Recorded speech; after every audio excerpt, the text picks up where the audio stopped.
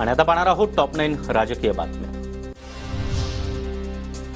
माजी मंत्री तानाजी सावंतांचा मुलगा दुपारपासून बेपत्ता। ऋषीराज सावंतचं नरे भागामधून अपहरण झाल्याचा पुणे पोलिसांच्या कंट्रोल रूमला फोन। तर दुपारी ऋषीराज सावंतला ड्रायव्हरनं पुणे विमानतळावर सोडल्याची माहिती। सोमनाथ सूर्यवंशी मृत्यू प्रकरणी सुरेश धसांच्या भूमिकेला आव्हाड यांचा विरोध। हत्या झाली असताना माफ करा असं सांगणं योग्य नाही। याच न्यायानं कराडला देखील माफ करण्याची मागणी करणार का, आव्हाड यांचा सवाल। लॉंग मार्च 25 दिवसांपासून या 25 दिवसांमध्ये आव्हाडांनी एकदा तरी संपर्क केला का? बदलापूर अत्याचार प्रकरणामधील अक्षय शिंदेची वाहवा करणारे आव्हाड राष्ट्रीय संत, त्यांनी फुकटचा शहाणपणा शिकवू नये, सुरेश धस यांचं प्रत्युत्तर। अक्षय शिंदे आरोपी, त्याची वाहवा करणारे तुम्ही राष्ट्रीय संत असाल तर ती संतगिरी तुम्हालाच लखला।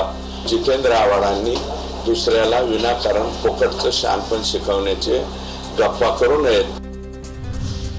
भाजपचे आमदार सुरेश धस यांनी परभणी प्रकरणामध्ये लुडबुड करू नये, न्याय मिळवण्यासाठी आम्ही खंबीर आहोत, सचिन खरात यांची प्रतिक्रिया। सोमनाथ सूर्यवंशींना मारहाण करणाऱ्या पोलिसांची सुरेश धस बाजू घेत आहेत का, सचिन खरात यांचा सवाल। सुरेश धस, तुम्हाला मी सांगतो, आमच्या परभणी प्रकरणामध्ये तुम्ही लुडबुड करू नका। आम्ही न्याय मिळवण्यासाठी आंबेडकरी समाज आणि आंबेडकरी नेते खंबीर आणि समर्थ आहोत। सुरेश धस पूर्णपणे चुकीचं बोलले, असंच माफ करत राहिलं तर गुन्हेगार वाढतील, सूर्यवंशी कुटुंबियांची नाराजी।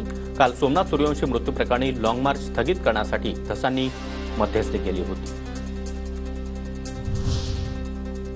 इंडिया आघाडी आणि महाविकास आघाडी फक्त निवडणुकीपुरतीच आहे का? संजय राऊतांचा उद्विग्न सवाल।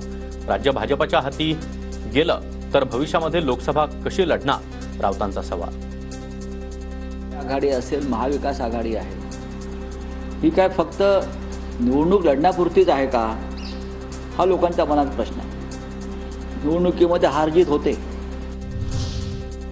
दिल्लीमध्ये केजरीवाल हरले तर काहींनी झोपेतून उठून प्रतिक्रिया दिली। ठाकरेंची नाव न घेता अण्णा हजारे यांच्यावर टीका।